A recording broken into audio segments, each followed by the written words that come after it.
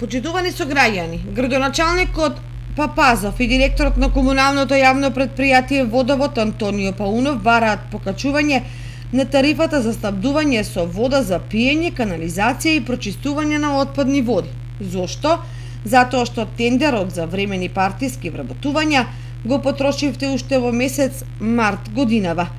Во време на светска економска криза, кога владата предводена од СДСМ обезбеди поевтина електрична енергија за јавните комунални предпријатија, градоначалникот Папазов и директорот на КЈП Водовод Паунов сакаат да ги поскапат услугите за граѓаните во овие кризни моменти со кои се соочува нашата држава, пособност на локалната власт да се избори за нашата општина и да не ги зголеми трошоците врз граѓаните не постои. Единствено нешто што ги интересира се партиски вработувања.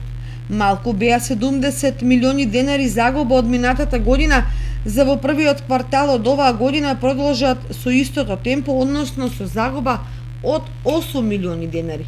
Замачкување очи, себичност и манипулативни игри е единственото со кое може да се пофали ДПМНЕ во изминатиот период.